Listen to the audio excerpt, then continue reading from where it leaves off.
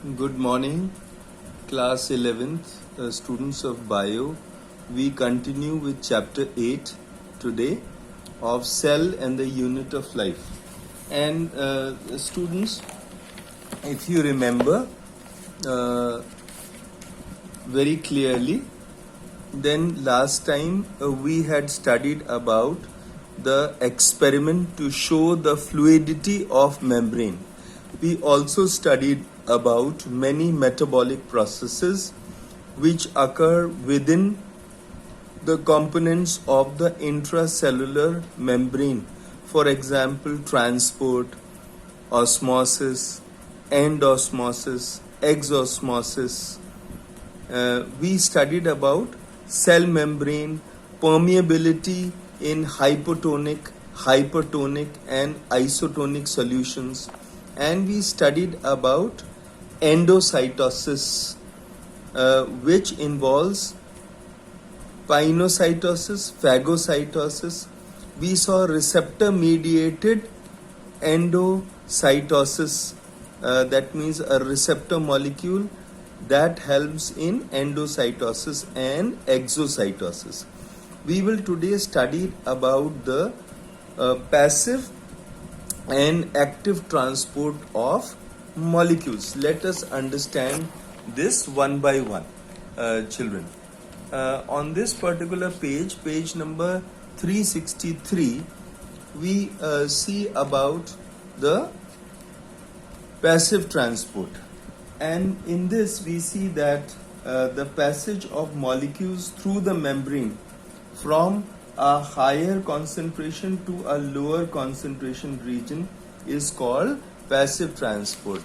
If we have a look at this particular diagram, children, then you will understand it better that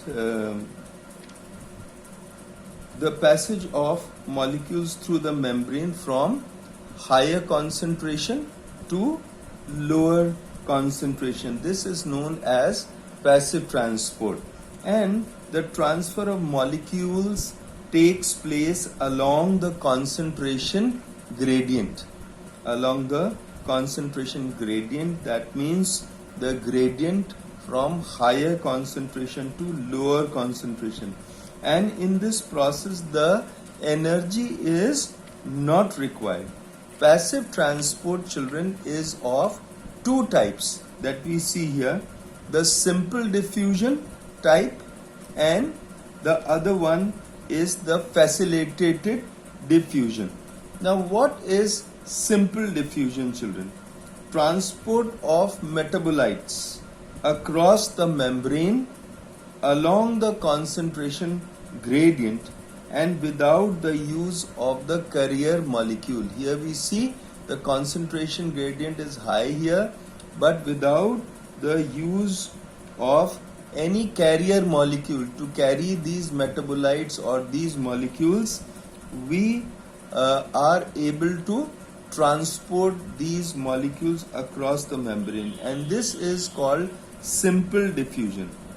In this, the movement of molecules takes place from a higher concentration to a lower concentration. From a higher to a lower concentration gradient disappears. Now, what is facilitated diffusion? It is a more rapid form of diffusion. The facilitated diffusion, children, is a more rapid form of diffusion in which the molecules, they move through channels in the membrane.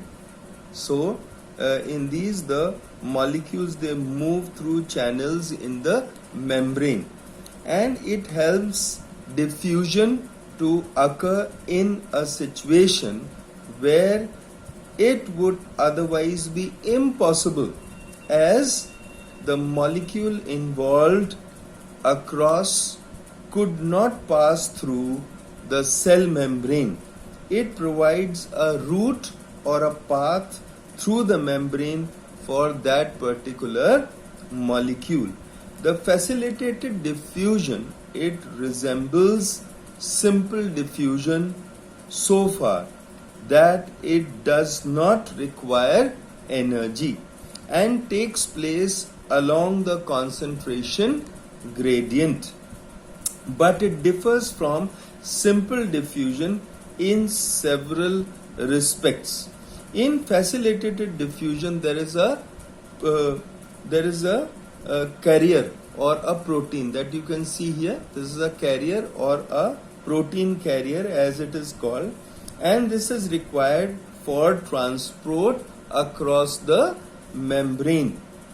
And the simple diffusion is a slow process, and it does not involve any stereo specificity, that is both L and D isomers, they move across at equal rates, and so there is no utilization of a carrier molecule in simple diffusion.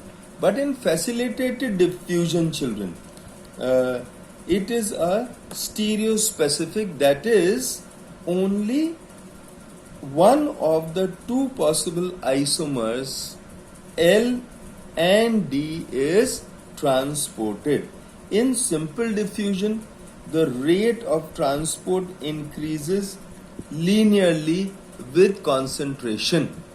So the rate of transport, it increases linearly with concentration. But in facilitated diffusion, the linear effects are observed only at low concentrations, and at high concentrations the rate reaches a saturation maximum. So in facilitated diffusion, let us study it further with the help of this diagram. The carriers are proteins. What are these carriers, children? These are proteins with a relatively low molecular weight, and this low molecular weight is between 9,000 to 40,000, and the experimental evidences indicate that the proteins are highly selective, and the carrier proteins are specific for individual sugars. That means there is a specific carrier protein for an individual sugar, or for an individual amino acid, or for phosphates, or for calcium ions, or for sodium ions, or for potassium ions, which have been isolated. So there are different protein carrier molecules for all these individuals, like the sugar molecules or amino acids or phosphates or calcium ions, sodium ions or potassium ions. Then this carrier protein molecule, it moves to and fro. It moves to and fro, as you can see here in this diagram, across the membrane. It moves to and fro across the membrane by thermal diffusion. It moves. The metabolite binds. Here you see the metabolite molecules. The metabolites, they bind to the carrier protein, here seen here, at the outer surface of the membrane to form a carrier metabolite complex. This is the carrier metabolite complex, and this diffuses along the concentration gradient, that is from the higher concentration to the lower concentration regions.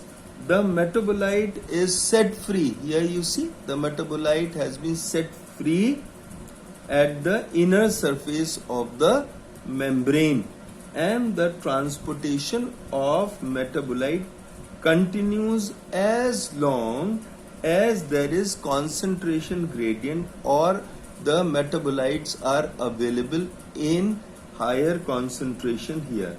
For example, we see the entry of glucose into the erythrocytes or into the RBCs is an example of facilitated transport. Now, let us come to active transport. What is active transport, children? In active transport, we see that the molecules usually move from the regions of low concentration. This is the region of low concentration, as you can see in this figure. So in active transport, it is just the opposite of passive transport. In active transport, molecules will usually move from region of low concentration to a region of higher concentration. That means the molecules move against the concentration gradient. They are not moving from higher to lower with the concentration gradient, but they here the molecules in active transport, they move anti or against the concentration gradient from lower concentration to higher concentration. The movement of ions or molecules is in a direction opposite to that of the prevailing electrochemical gradient, children. The movement of ions or molecules is in the opposite direction to that of the prevailing electrochemical gradient. The energy required in the process comes from ATP. The energy required comes from ATP, which is adenosine triphosphate. And this energy particle or energy is produced by oxidation phosphorylation, which is a part of respiration, children. So during oxidative phosphorylation, we see adenosine triphosphate molecules are formed during respiration. And we see that in active transport of molecules through plasma membrane is thus directly related to the cell respiration. Now, a scientist called Gies in 1971, this scientist called active transport as metabolically linked transport. He called this transport as a metabolically linked transport because only during respiration metabolic activities takes place. So Gies in 1971, he called the active transport as metabolically linked transport, which helps to move the molecules from their low concentration to the high concentration against the electrochemical gradient. Now, we will see what are uniport, symport and antiport. Now, to study these three, let us concentrate here: the uniport, symport and the antiport. As you can see, this is the plasma membrane, and across the plasma membrane we see these are the carrier proteins colored with blue. These are the carrier proteins which are able to carry the molecules across the plasma membrane. So what happens in uniport? You see here, we see one molecule A. This is helped by the carrier protein to be moved on the other side of the membrane or the plasma membrane. So what is uniport? In uniport, active transport is done when one ion or molecule, you see this is one ion A, one ion or molecule crosses a protoplasmic membrane independent of the other molecule. So in this, this moves across independent of the other molecule. So this is known as uniport, or movement of one ion or one molecule across the plasma membrane. Now, children, let us look at the next one. What is symport? Let us look here. What is symport? As you can see here very clearly, this is the carrier protein, and in symport we see when two ions, that means ion A shown here and ion B, both these ions or molecules A and B, they cross here this plasma membrane at the same time, in the same direction, from this side to this side, they cross together in the same direction. Then it is known as symport, or it is known as co-transport, because they cooperate with each other, ions or molecules A and B, with the help of the carrier protein.